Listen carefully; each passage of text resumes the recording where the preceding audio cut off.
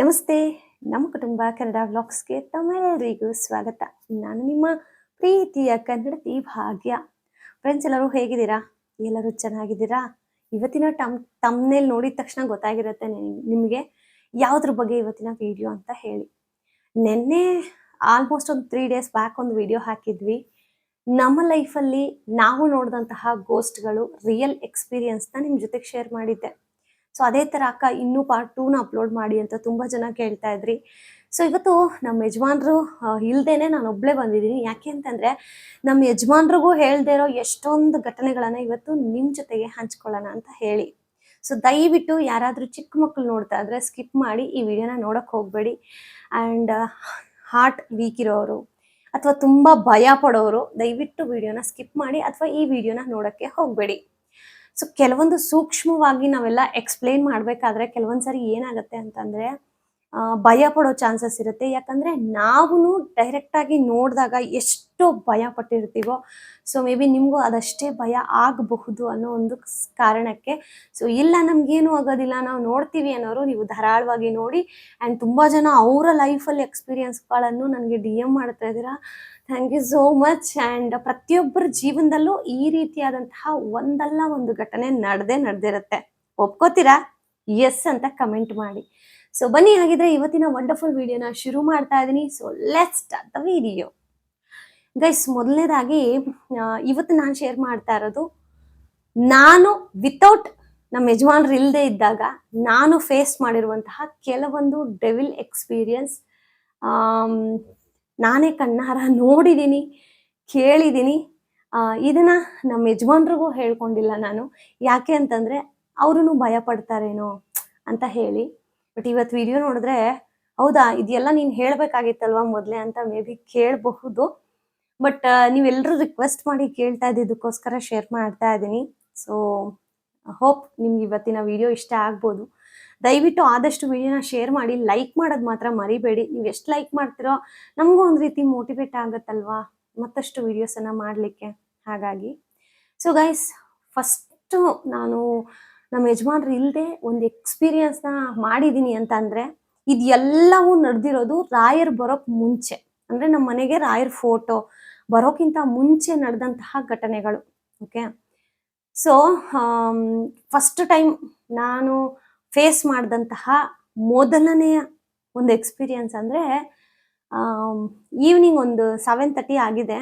ನಮ್ಮ ಯಜಮಾನ್ರು ಬ್ಯಾಂಕಲ್ಲಿ ಕೆಲ್ಸಕ್ಕೆ ಹೋಗೋದು ನಿಮ್ಮೆಲ್ರಿಗೂ ಗೊತ್ತೇ ಇರುತ್ತೆ. ಸೊ ನಿಮ್ಮೆಲ್ರಿಗೂ ಗೊತ್ತೇ ಇರುತ್ತೆ. ಸೊ ಅವರು ಈವ್ನಿಂಗ್ ಸ್ವಲ್ಪ 8:30 9 ಮೀಟಿಂಗ್ ಏನಾದರೂ ಇದ್ದರೆ ಸ್ವಲ್ಪ 10 10:30 ಈ ಥರ ಆಗ್ಬಿಡ್ತಿತ್ತು. ಪರ್ಯಂತ 9 ತಿಂಗಳ ಮಗು ನಾನು ಊರಿಂದ ಇಲ್ಲಿಗೆ ಬಂದಿದ್ದೀನಿ. ಅಂದರೆ ನಂಗೆ ಈ ಮನೆನೂ ಹೊಸದು. ಆಮೇಲೆ ಈ ಮನೆ ಬಗ್ಗೆನೇ ಒಂದಷ್ಟು ರೂಮರ್ಸ್ ನನಗೆ ಹಾಕ್ಬಿಟ್ಟಿದ್ರು ಕಿವಿಲಿ. ಸೊ ಅಂದರೆ ಇಲ್ಲಿ ಇರಬಾರ್ದು ಇವಳು, ಹೋಗ್ಬಿಡ್ಲಿ, ಸೊ ದಟ್ ಇದು ನಮಗಾಗತ್ತೆ ಅಂತ. ಅದರಲ್ಲೂ ಸ್ವಾರ್ಥ ಕೆಲವೊಬ್ಬರಿಗೆ.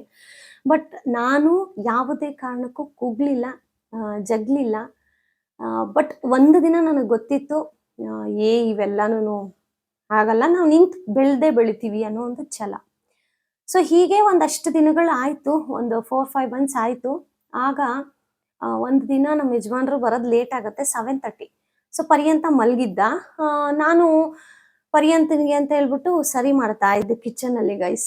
ಓಕೆ, ಇನ್ನು 7:30 ಆವಾಗ ಇನ್ನೂ ನಾನು ರಾಯರನ್ನ ಆರಾಧನೆ ಮಾಡ್ತಿರ್ಲಿಲ್ಲ. ಜಸ್ಟ್ ನಮ್ಮ ಮನೆಗೆ ಒಂದು ಪುಟಾಣಿ ಫೋಟೋ ತಂದಿದ್ರು ನಮ್ಮ ಯಜಮಾನ್ರು. ಸೊ ಅದರಲ್ಲಿ ನಾನು ಪೂಜೆ ಮಾಡ್ತಾ ಇದ್ದೆ. ಅದಾದಮೇಲೆ ಸರಿ ಮಾಡ್ತಾ ಇದ್ದೀನಿ ಏನೋ ಒಂದು ರೀತಿ ಸೌಂಡ್ ಬರೋಕ್ಕೆ ಶುರುವಾಯಿತು. ಕಿಚನಿಂದ ನಾನು ಬಂದು ನೋಡಿದ್ರೆ ನನ್ನ ಮಗ ಎದ್ದಿದ್ದಾನ ಅಂತ ನೋಡಿದ್ರೆ ಅವ್ನು ಮಲಗಿದ್ದ. ಸೊ ಮಕ್ಕಳಾಗ ಟೈಮಿಂಗ್ಸ್ ಇರ್ತಿರ್ಲಿಲ್ಲ, ಯಾವ ಟೈಮಲ್ಲಿ ಮಲಗ್ತಾರೆ, ಯಾವ ಟೈಮಲ್ಲಿ ಎದ್ದೊಳ್ತಾರೆ, ಸೊ ಈ ಥರ. ಆವಾಗ ಮಗು ಮೇ ಬಿ ಎದ್ದಿರಬಹುದು ಅಂತ ಹೇಳ್ಬಿಟ್ಟು ನಾನು ಓಡೋಗಿ ನೋಡಿದೆ. ಅಲ್ಲಿ ನೋಡಿದ್ರೆ ಮಗು ಮಲಗಿದ್ದಾನೆ, ಬಿಡು ಏನೋ ಅಂತ. ಮತ್ತೆ ಕಿಚನಿಗೆ ಬಂದು ಸರಿ ಮಾಡ್ತಾ ಇದ್ದೆ. ಆವಾಗ ನೋಡಿ ಹೆಂಗೆ ಬಂತು ಸೌಂಡ್ ಅಂತಂದರೆ ಒಂಥರ ನಗೋ ಥರ ಸೌಂಡು. ನನಗೆ ಲಿಟ್ರಲಿ ಗೈಸ್ 2 ಸೆಕೆಂಡ್ ಗುಂಡ್ಗೆ ನಿಂತೋಗ್ಬಿಟ್ಟಿತ್ತು ಬೈಕೆ. ಸೊ ಕಿಚನಿಂದ ಬಂದೆ. ಅಂದರೆ ಮಗು ಹತ್ರ ಏನಾದ್ರು ಅಂತ ಹೇಳ್ಬಿಟ್ಟು ಬಂದೆ ಮಗು ಹತ್ರ. ಫಸ್ಟ್ ಪರ್ಯಂತನ ಎಬ್ಬರಿಸ್ಬಿಟ್ಟೆ ನಾನು, ಅವನ್ನ ಎದೊಳ್ ಮೇಲಕ್ಕೆ ಅಂತ. ಅವ್ನು ಎಬ್ಬರಿಸಿ ಅವನಿಗೊಂಥರ ಯಾಕೆ ಅಂತ ಎಬ್ಬರಿಸ್ಬಿಟ್ಟು ಇಬ್ರು ನಮ್ಮ ಅತ್ತೆ ಫೋಟೋ ಅವಾಗಿಂದ ಇಲ್ಲೇ ಇರೋದು ಗೈಸ್. ಇಲ್ಲಿ ಬಂದು ನಿಂತ್ಕೊಂಡು ನಮ್ಮ ಅತ್ತೆ ಹತ್ರ ಒಂದ್ ರೀತಿ ಹತ್ಕೊಂಡು ನಮ್ಮ ಅತ್ತೆ ಹತ್ರ ಕೇಳ್ತಾ ಇದೀನಿ ನಾನು, ಯಾಕಮ್ಮ ನಂಗೆ ಹಿಂಗೆಲ್ಲ ಆದ್ರೆ ಹೆಂಗೆ ಅಂತ ಹೇಳಿ. ಸೊ ಇದು ಒಂದು ಇನ್ಸಿಡೆಂಟ್.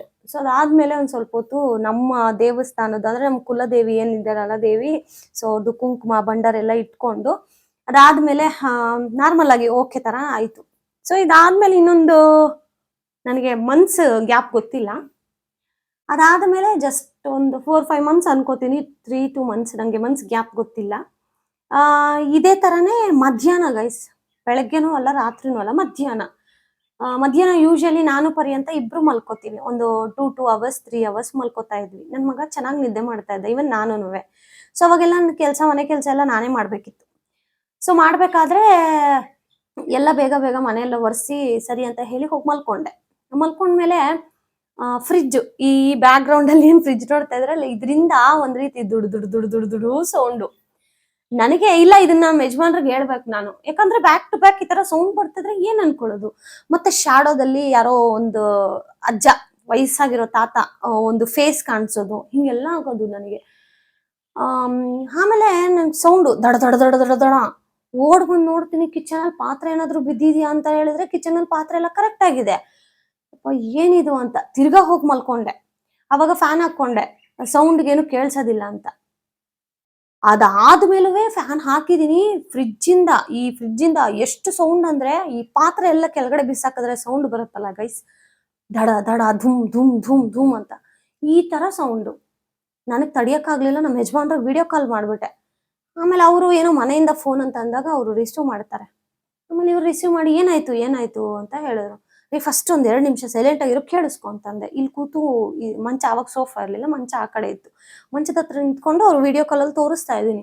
ಫ್ರಿಜ್ ಇಂದ ಸೌಂಡ್ ಬರ್ತಾ ಇದೆ, ಈ ಪ್ಲೇಟ್ಗಳು ಅದೆಲ್ಲ ಬಿದ್ದೋಗೋ ತರ ಸೌಂಡು. ಆಮೇಲೆ ಇವರು, ಸರ್ ನೀನೇನ್ ಭಯ ಪಡ್ಬೇಡ, ಮಗುದ್ ಕರ್ಕೊಂಡು ಕೆಳಗಡೆ ಮನೆಗೆ ಹೋಗು ಅಂತ ಅಂದ್ರು.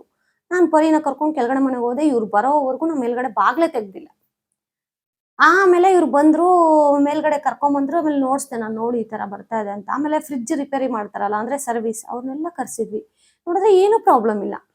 ಇದ್ಯಾಕ್ ಮತ್ತೆ ಅಂತ, ಸರಿ ಅಂತ ಅದೊಂದು ಎಕ್ಸ್ಪೀರಿಯನ್ಸ್ ಆಯ್ತು. ಅದಾದ್ಮೇಲೆ ರಾತ್ರಿ ನೈಟ್ ಟೈಮ್ಸ್ ಅಲ್ಲಿ 12 o'clock ನನ್ನ ಫೋನ್ ಯಾವಾಗ್ಲೂ ನಾನು ತಲೆ ಹತ್ರ ಇಟ್ಕೊಂಡಿರ್ತೀನಿ. 12 o'clock ಪರ್ಯಂತ್ಗೆ ಆಲ್ಮೋಸ್ಟ್ ಒಂದು 2 years, ಅವಾಗ ಇನ್ನೂ ಸ್ಕೂಲ್ಗೆ ಹೋಗ್ತಿರ್ಲಿಲ್ಲ ಗೈಸ್. ರಾತ್ರಿ 12 o'clock ಕರೆಕ್ಟ್ ಆಗಿ ಯಾರೋ ಬಂದು ನನ್ನ ಕತ್ತಿಡ್ಕೊಂಡಂಗೆ. ಇವೆಲ್ಲ ಆಗಿರೋದು ರಾಯರನ್ನ ಆರಾಧನೆ ಮಾಡಕ್ ಮುಂಚೆ. ಸೊ ಒನ್ಸ್ ಇವೆಲ್ಲ ನಮ್ಗೇನು ಎಕ್ಸ್ಪೀರಿಯನ್ಸ್ ಆಯ್ತು, ನಮ್ಮನ್ನ ಕುಗ್ಸೋ ಅಂತ ಪ್ರಯತ್ನ. ಅಂದ್ರೆ ನಮ್ಮ ತುಂಬಾ ಹತ್ರದಲ್ಲಿ ಇರ್ತಾರಲ್ಲ, ಅವ್ರನ್ನೇ ಹೇಳೋರು, ನಿಂಗೆ ಆ ಮನೆ ಬರಲ್ಲ, ನಿನ್ ಮನೆ ಬಿಟ್ಬಿಡು, ಬಾಡಿಗೆ ಮನೆಗೆ ಬಂದ್ಬಿಡು ಅಂತ ಎಲ್ಲ. ಬಟ್ ನಂಗೊಂದ್ ಛಲ ಆಯ್ತು, ನಾನು ಎಲ್ಲೂ ಹೋಗಲ್ಲ, ಇದೇ ಮನೇಲಿ ಸಾಧಿಸ್ಬೇಕು, ಈ ಮನೇಲೇ ಇರ್ಬೇಕು ನಾನು ಅಂತ. ಅದಾದ್ಮೇಲೆ ಯಾರೋ ಹೇಳ್ತಾರೆ, ಈ ತರ ರಾಯರ್ ಫೋಟೋ ತಗೊಂಡ್ ಬಾ, ಪೂಜೆ ಮಾಡು ಅಂತ ಹೇಳಿ. ಸೊ ಅದಾದ್ಮೇಲೆ ರಾಯರ್ ಫೋಟೋ ನಾನು ಅನ್ಕೊಂಡಿದ ತಕ್ಷಣನೇ ರಾಯರ್ ಫೋಟೋ ತರ್ತೀನಿ ನನ್ನ ಮನೆಗೆ. ರಾಯರ್ ಫೋಟೋ ತಂದ್ಮೇಲೆ ಈ ಏನ್ ನೆಗೆಟಿವ್ ಎಲ್ಲ ನಂಗೆ ಆಗ್ತಾ ಇತ್ತಲ್ಲ, ಸೊ ಅದು ಪಾಸಿಟಿವ್ ಆಗಿ ಕನ್ವರ್ಟ್ ಆಯ್ತು. ನಿಮ್ಗೆ ಬೇಕು ಅಂದ್ರೆ ಕಮೆಂಟ್ ಮಾಡಿ. ರಾಯರ ಪವಾಡಗಳು ನಿಜ ಹೇಳ್ತೀನಿ, ಅವತ್ತೇ ಲಾಸ್ಟ್, ಇವತ್ತಿನವರೆಗೂ ನಮ್ಮ ಮನೇಲಿ ಆ ರೀತಿ ಸೌಂಡ್ಗಳು ಒಂದು ಬಂದಿಲ್ಲ. ಆ ತರ ನಿಮ್ಗೆ ಬೇಕಂದ್ರೆ ಕಮೆಂಟ್ ಮಾಡಿ ರಾಯರ್ ಪವಾಡ ಅಂತ, ನಾನು ಅದ್ರ ಬಗ್ಗೆ ವಿಡಿಯೋ ಮಾಡ್ತೀನಿ. ಓಕೆ, ರಾಯರ್ ಫೋಟೋ ಬಂತು. ಸೊ ಅದಾದ್ಮೇಲೆ ಮಂತ್ರಾಲಯಕ್ಕೆ ಹೋಗ್ಬೇಕು ಅಂತಾನು ಅನ್ನಿಸ್ತು ನಮ್ಗೆ. ಸೊ ಡೈರೆಕ್ಟ್ ನನ್ನ ಮಗನ ಬರ್ತಡೇಗೆನೆ ಮಂತ್ರಾಲಯಕ್ಕೆ ಹೋದ್ವಿ. ಮಂತ್ರಾಲಯದಿಂದ ಹೋಗಿ ಬಂದ ಮೇಲೆ ರೋಡಲ್ಲಾಗ್ಲಿ ಮನೇಲಾಗ್ಲಿ ನಮ್ಗೆ ಯಾರು ನೆಗೆಟಿವ್ ತುಂಬುತ್ತಾ ಇದ್ರು, ನಮ್ಮಿಬ್ಬರನ್ನ ದೂರ ಮಾಡಕ್ ಕೆಲವೊಬ್ರು ತುಂಬಾ ಪ್ರಯತ್ನ ಪಟ್ಟಿದ್ದಾರೆ. ನಾವಿಬ್ರು ದೂರ ಆದ್ರೆ ನಮ್ಮ ಯಜಮಾನ್ರು ಅವ್ರಿಗೆ ಸಹಾಯ ಮಾಡ್ಬೋದು, ಈ ರೀತಿ ಎಲ್ಲಾ ಥಿಂಕ್ ಮಾಡಿ ಎಲ್ಲವನ್ನ ಮಾಡಿದ್ದಾರೆ.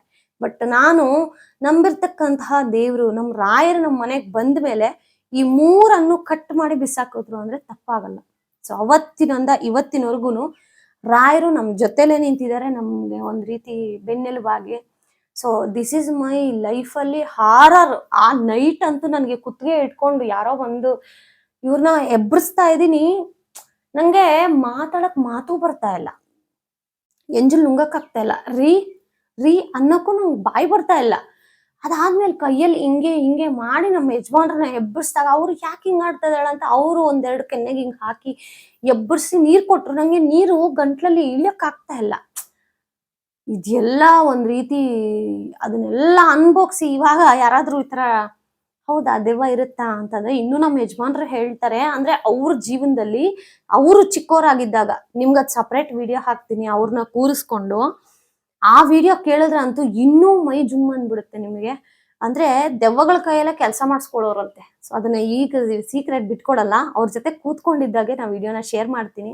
ಸೊ ಇದು ನಮ್ಮ ಜೀವನದಲ್ಲಿ ಆದಂತಹ ಒಂದಷ್ಟು ಎಕ್ಸ್ಪೀರಿಯನ್ಸು ನಮ್ಮ ಯಜಮಾನ್ರಿಗೆ ಗೊತ್ತಿಲ್ಲದೆ ಇರುವಂತದ್ದು. ಸೊ ಅದನ್ನ ತುಂಬಾ ಜನ ಕೇಳ್ತಾ ಇದ್ರಲ್ವಾ, ಸೊ ಅದಕ್ಕೆ ಅಂತ ಹೇಳಿ ಈ ವಿಡಿಯೋನ ಶೇರ್ ಮಾಡಿದೀನಿ. ಹೋಪ್ ಇವತ್ತಿನ ವಿಡಿಯೋ ನಿಮ್ಮೆಲ್ರಿಗೂ ಇಷ್ಟ ಆಗಿದೆ ಅಂತ ಹೇಳಿ ಭಾವಿಸ್ತೀನಿ. ಸೊ ನಿಮ್ಮ ಜೀವನದಲ್ಲೂ ಈ ರೀತಿಯಾದಂತಹ ಘಟನೆಗಳು ನಡೆದಿದ್ರೆ ದಯವಿಟ್ಟು ಕಮೆಂಟ್ ಮಾಡಿ, ಸೊ ದಟ್ ನಾನು ಓದಿ ತಿಳ್ಕೊತೀನಿ. ಎಲ್ಲರ ಜೀವನದಲ್ಲೂ ಇದು ಸರ್ವೇ ಸಾಮಾನ್ಯ ಅನ್ನೋದು ಗೊತ್ತಾಗತ್ತೆ. ಅಂಡ್ ಇಲ್ಲಿವರೆಗೂ ವಿಡಿಯೋ ನೋಡಿರೋ ಪ್ರತಿಯೊಬ್ಬರಿಗೂ thank you so much, lots of love.